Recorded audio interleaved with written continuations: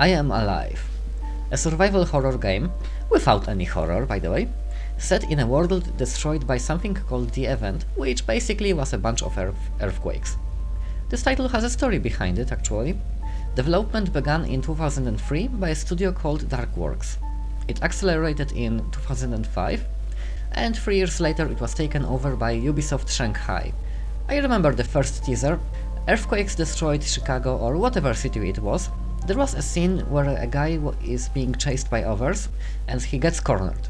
He's forced to throw them a bottle of water, and the moment they see it, they forget about the entire world just to run for it and fall to their death. I'll show you that, but I don't want any copyright strikes. Just Google I Am Alive 2008 trailer, that's it. Development finally finished in 2011 and the game was released on Xbox in 2012. Several months later, it arrived on PC. And the released game looks nothing like the original concept. And was it worth the wait? Well, the only answer in my head is a Polish song from a comedy movie Killer, and lyrics more or less translate into "it was supposed to be so great." But let's start with options and the quality of the PC port. It isn't good. The options menu, we've got a text tutorial here explaining a couple of things. There are plenty of in-game hints, so you can safely skip this. Then there's game options. Subtitles are self-explanatory, 3 difficulty levels and 3 aiming. I recommend turning this on, but auto-aim is buggy and sometimes will kick in anyway, and you don't want that. I don't think you can beat armored enemies with auto-aim. Anyway, next up are control settings. Sensitivity sliders and stuff like that, standard. You can rebind keyboard controls, but not gamepad controls, and only the Xbox controller is supported. Video settings are underwhelming. Brightness, resolution, anti-aliasing, visual quality, etc. Monitor aspect ratio just doesn't work, and it keeps resetting to 4:3 after I set it to 16:9. But I don't know if it makes any difference anyway. Overall, video settings are not acceptable. This is the very bare minimum. PC release deserves better. Audio settings are standard, it's fine. It's good to have separate sliders for everything, but we've got that in almost every game.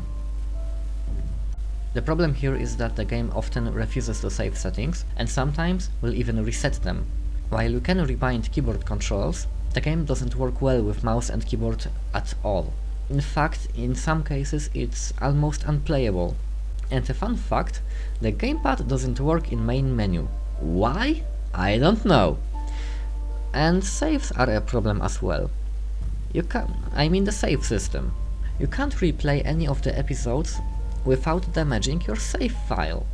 After you beat the game and decide to replay a specific episode for whatever reason, your save file will be rolled back, and it will be as if you've never played the episodes past the one you've chosen. You have been warned. Anyway, what the game is all about. The story is as basic as it gets. After the event, a guy comes across the country to find his wife and daughter. Along the way, he finds a little girl and ends up helping her. And from now on, spoilers. 10, 9, 8, 7, 6, 5, 4, 3, 2, 1. Okay, if you don't skip right now, you're fucked. Okay, he finds her mom, then gets them to a boat that will take them to safety, and then at the very end of the game he remembers what he was supposed to do in the first place and goes, I have to find my family. And then the game just ends. Yes, it ends. And I guess the title I Am Alive is a lie, because the last thing we see is a girl crying, watching the recorded contents of the camera, with main character's stuff on the desk.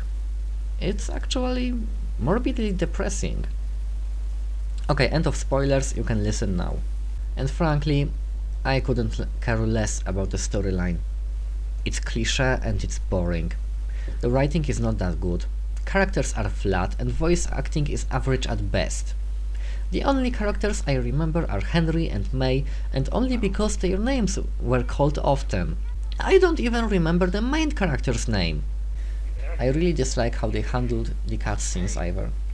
Some cutscenes are standard, but some are presented in a very stupid way of showing a camera on a desk with the cutscene running on.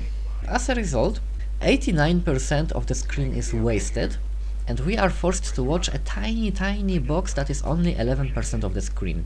Yes, I did the math. It was a nice idea, but it would have been better if it was more zoomed in. And oh yeah, those cutscenes you can skip. The normal cutscenes in-game, you can't. You have to sit there and watch them. You have no choice. The highly advertised encounters with people who are already living in Haventon are completely superficial. There are 3 types. Usually, a couple of guys will just straight up go and attack you. Eliminating them is the only option. You can't run, you can only fight. The second kind will threaten you, point a gun, and you can either kill them, if you can, or walk away. The last kind are people sitting around, feeding you backstory, in exchange for rare resources. And why the fuck are you telling the main guy about the event like he was born yesterday? It happened a year ago, and he obviously have traveled through the entire country. He has seen it all already. He wasn't born yesterday. He lived through it. Why are you telling him about this shit? Anyway, any real interaction or conversation just doesn't exist in this game outside of cutscenes. While it kind of contributes to the feeling of being an every man for himself world, I personally feel kind of cheated. I guess they just didn't have the imagination to make those encounters more significant.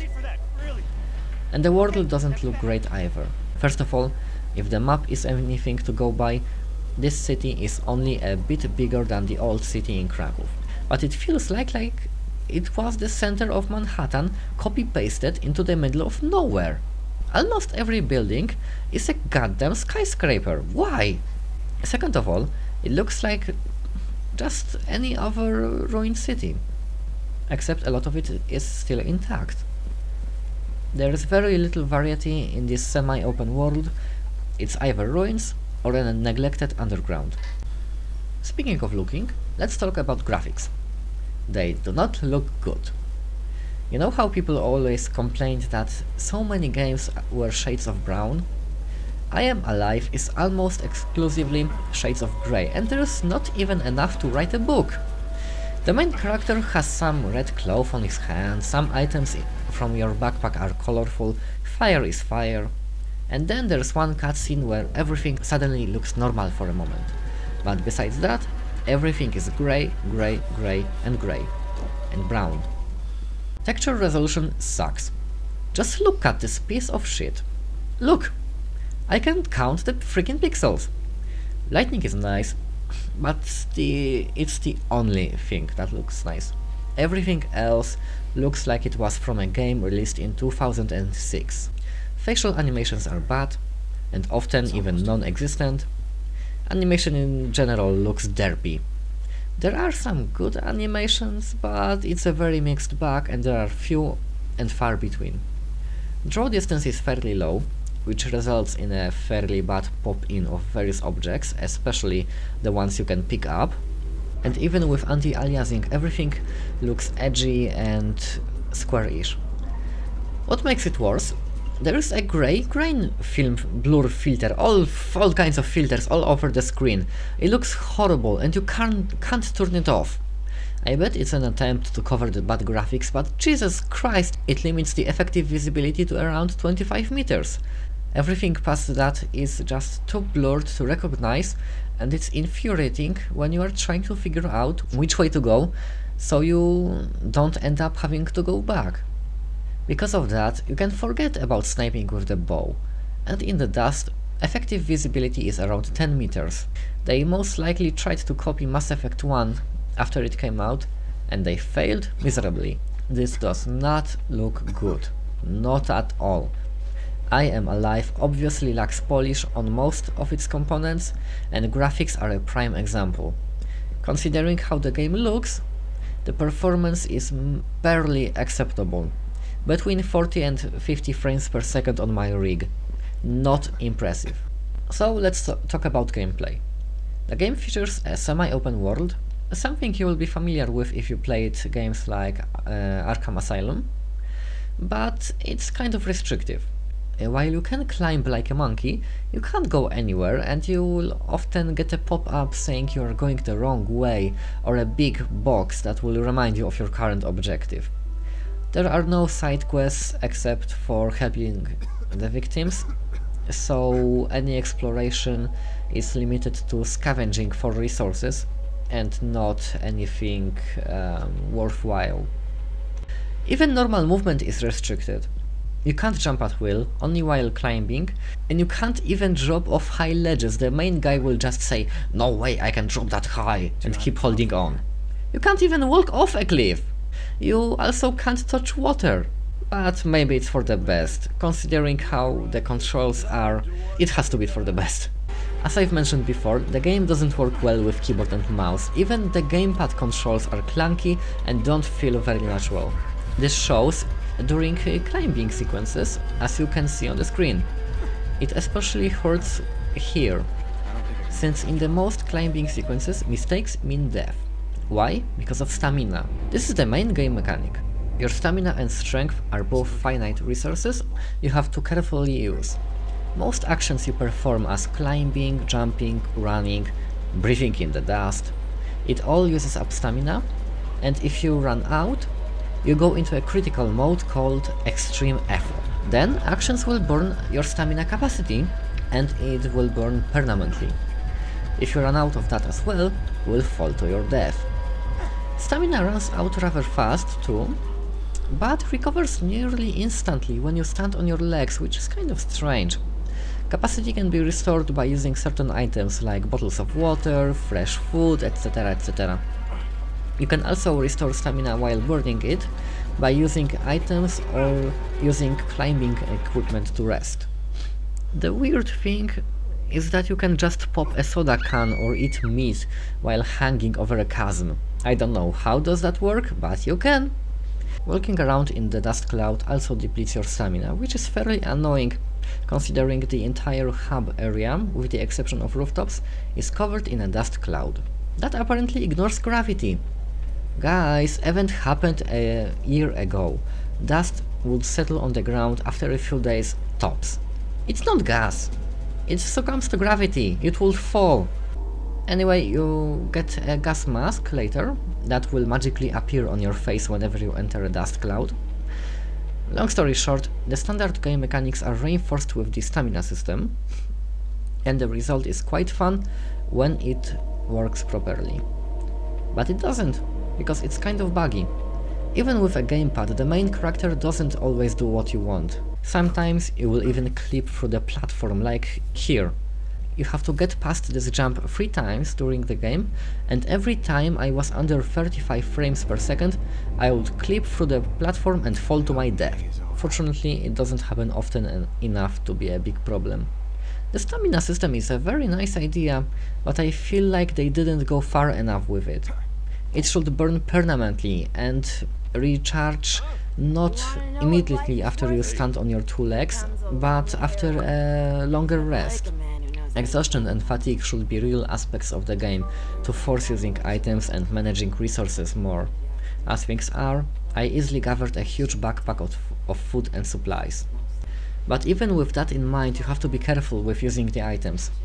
There are quite a few in the game, mostly food and stuff like inhalers or oral salts, a few first aid kits, but they are not everywhere and they are not plenty. You will have to look around and climb dangerous places to keep your reserves at a comfortable level. Also, in some of the encounters with victims that threaten you to walk away usually are hiding supplies. You can just kill them and take their stuff if you want to, because there's no penalty at all besides a notification after you finish the game. While a person who leaves no stone unturned, like me, will have no problem in keeping his backpack heavy, under no circumstances should you waste resources, especially ammunition. There are 4 weapons: machete, your default melee weapon, a pistol, a hunter's bow, and there's a shotgun with a couple of shells. You get only 1 arrow for your bow, which you can retrieve after you fire, but you will have to be very careful how you aim. If you fire it somewhere you can't reach, it's lost. Forever. There are only 4 more arrows, and I've only found one of them. Also, there are very few bullets around, which forces you to make every single shot count. However, the bullet rarity is purely artificial.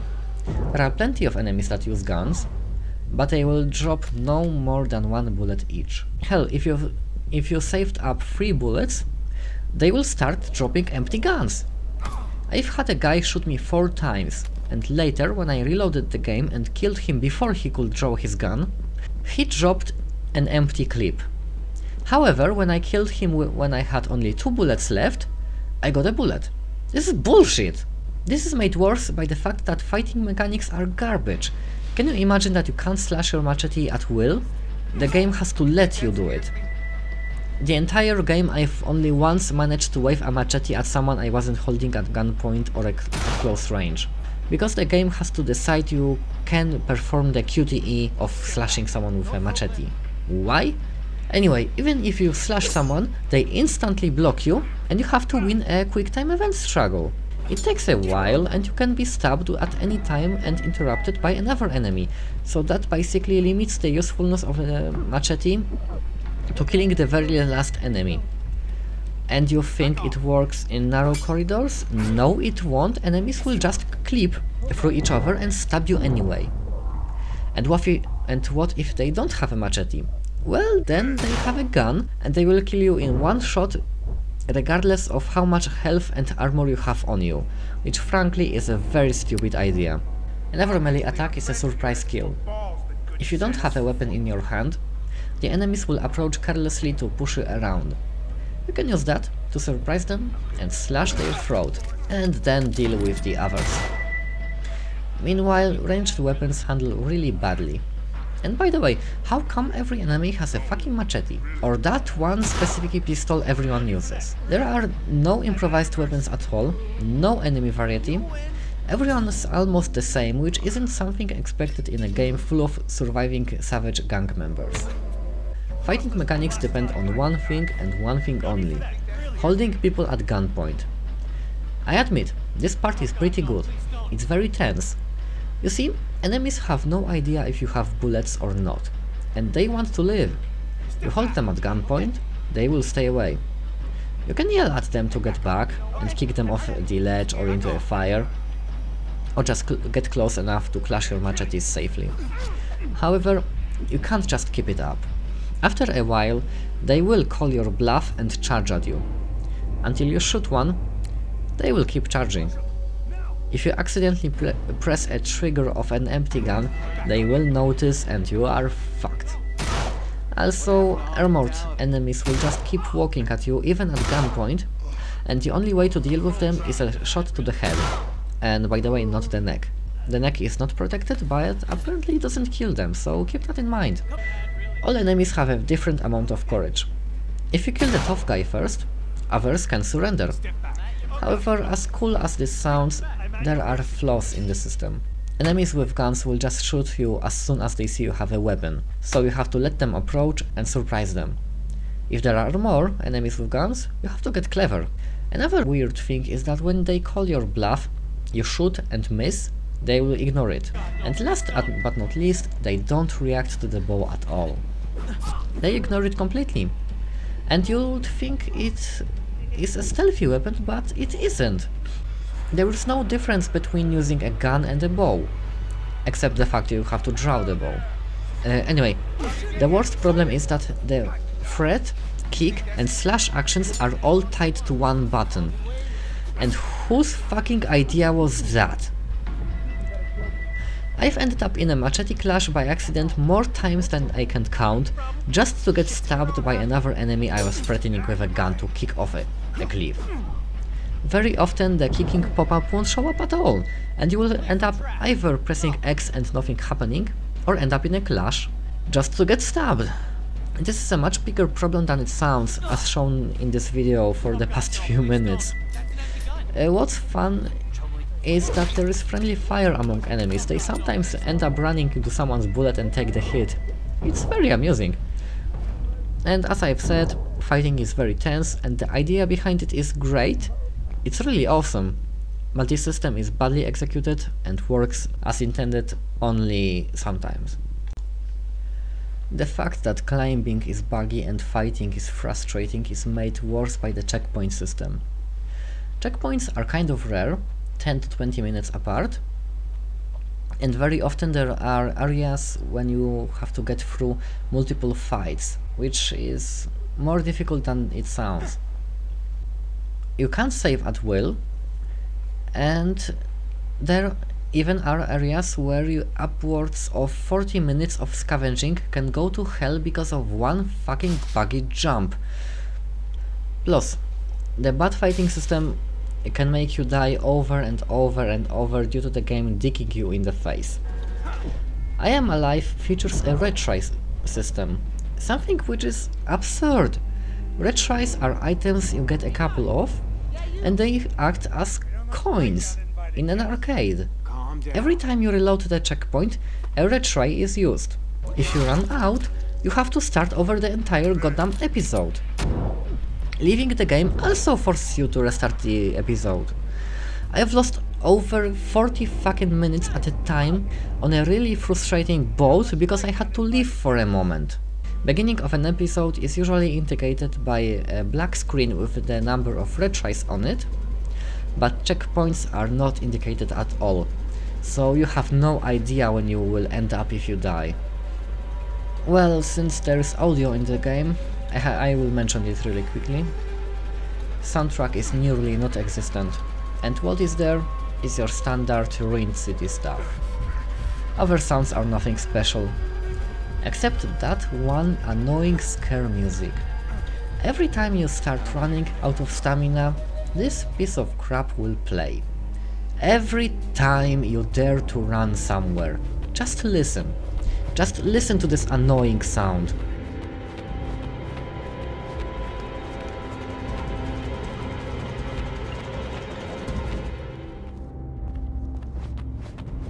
Conclusions. I Am Alive tried to be a gritty survival version of Uncharted with less focus on cinematics and less focus on scripting. A very good goal. And it was an idea that had so much potential. We were promised so much. We could have gotten the ultimate survival experience where people turn savage and struggle to survive, resources are few and far between. Really, this could have been the Walking Dead of earthquakes. And instead, we got a 4.5 hour long product worthy of an unexperienced developer with low budget. And those two words are not something you could describe Ubisoft Shanghai with. They've had a lot of time too, 7 years. What really saddens me is that behind the horrible graphics, the lousy story and mediocre game mechanics, you can see glimpses of brilliance that make me want to like this game. The stamina system is a really great invention, and enemy encounters are tense and force you to be clever and tactical, something usually games don't. This feels very fresh because of the single idea of using your gun as a scare tactic rather than a weapon. There are elements that are introduced and then forgotten, like the grappling hook, which is used like 3 times outside of the level where you find it. And it looks like the bow was supposed to be a stealth weapon, but in the end, advertised stealth wasn't implemented in the game. It just feels like the developer wanted to make something better, implement various ideas, but they were doing it on overtime hours, never having the time and money to do the game justice, and in the end had to release a rushed project. And that's how I Am Alive feels. And because of that, even with the good ideas, I must say the word avoid. Do not buy I Am Alive. I got it on a sale for 6 euros and I feel like I wasted my money and time. It's just not worth it. It's not worth your time and nerves. It's a huge disappointment. And now I'm depressed. See ya.